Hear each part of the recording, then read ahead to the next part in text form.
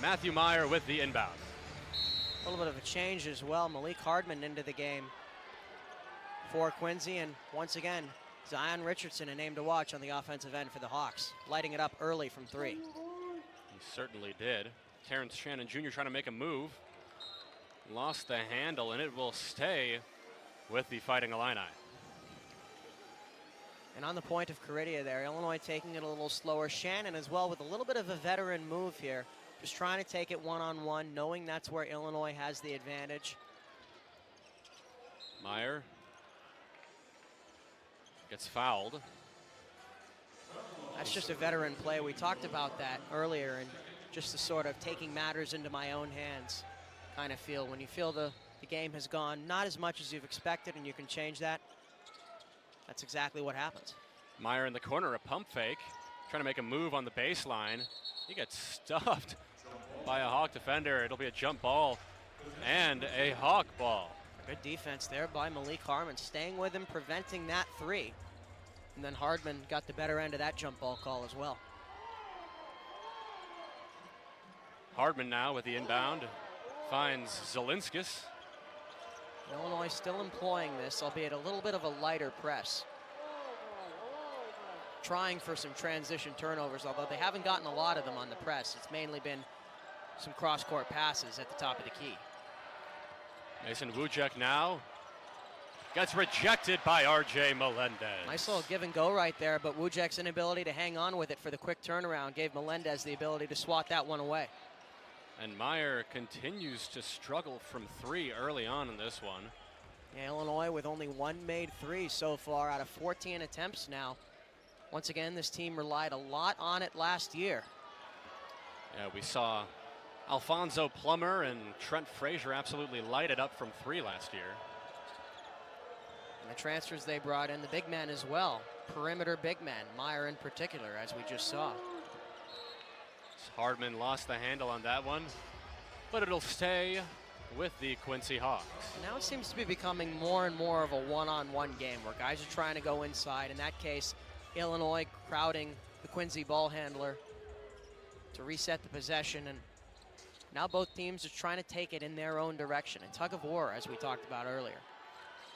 Hardman finds a cutting Zelinskis, and a nice drive there, and a lay-in by Paul Zelinskis. Yeah, and a huge miscommunication there from Illinois. They let Zelinskis get right behind that box formation on defense.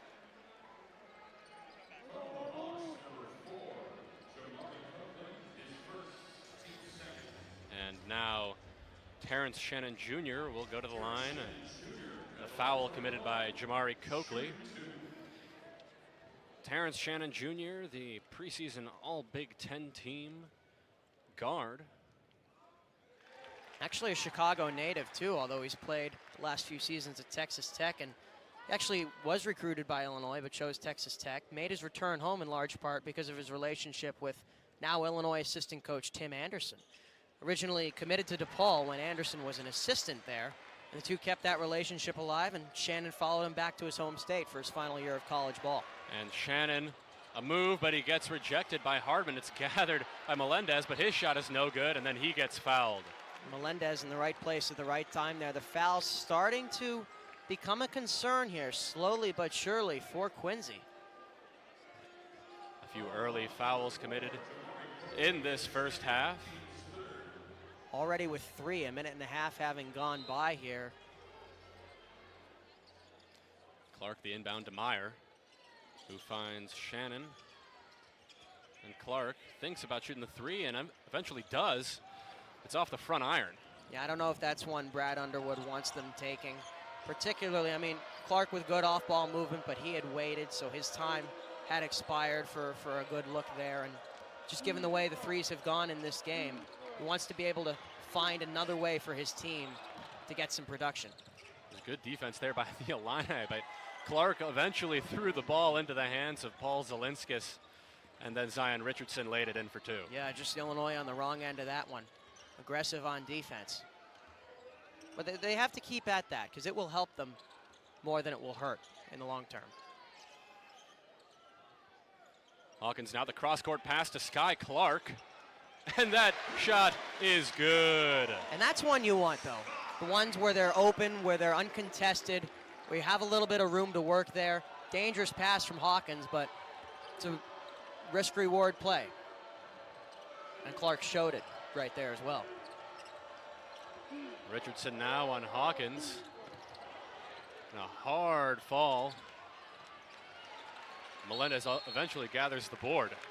Quincy's still crowding Illinois, although Illinois has made just a little bit of an adjustment and A, more height, just B, putting more bodies in there. You're starting to see that rebound by committee just a little bit there on the other end for Illinois.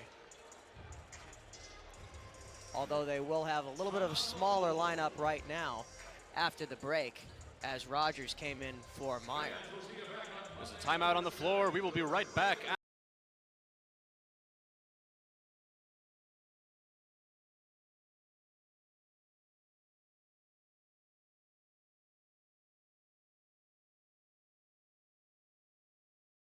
Welcome back here.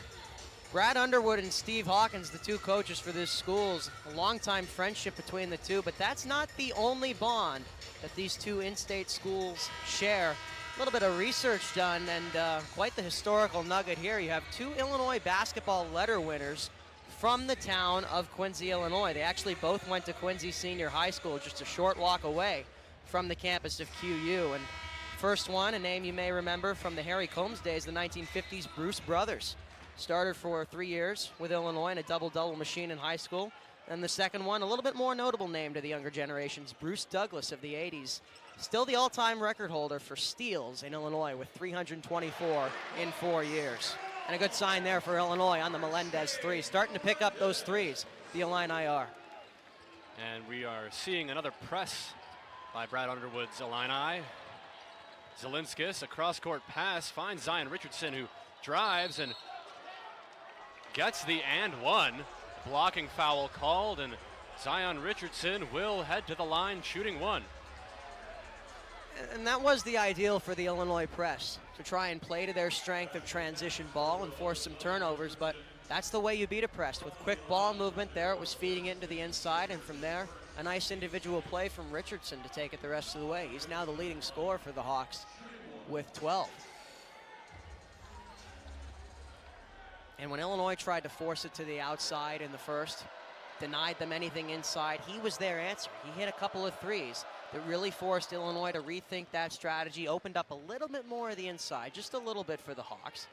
And so he's had quite the impact in this game and perhaps has been their best player in it as well. Clark now, a pull-up three, in and out, but Hawkins gets it and lays it in for two. Hawkins in the right place at the right time. Might be another one you want to have back if you're Brad Underwood, just these shot choices. And of course we heard Underwood tell Caridia that he wants his team to slow it down rather than go with that fast pace that they've worked on all off season. Connor Davis, the inbound to Paul Zelinskis. Zelinskis trying to make a move on Hawkins and Melendez, not an easy task. They got to get it across. And that's a 10-second, they did not. And yet another turnover by the Quincy Hawks. At half, they had 15. And that's really been the difference for Illinois. What has allowed them to take now a 13-point lead has been capitalizing on those turnovers. Again, that's been a strength of their team. Quincy's been able to equalize them on the rebounding front and respond to their defensive ploys in the first by shooting threes, but that's really been the difference maker on the Illinois side. Right on cue, a turnover, this time the other way. And Paul Zelinskis' shot is rejected by Terrence Shannon Jr. How about that? We saw so much at Texas Tech of Shannon's ability to move downhill from any angle. There it's on defense. Great way to stay with the play. You saw a lot of traffic with Hawkins and Sky Clark and Mason Wujek in the way. Great ability to navigate through there and still be in a position to block the shot right there. Nice job from Shannon.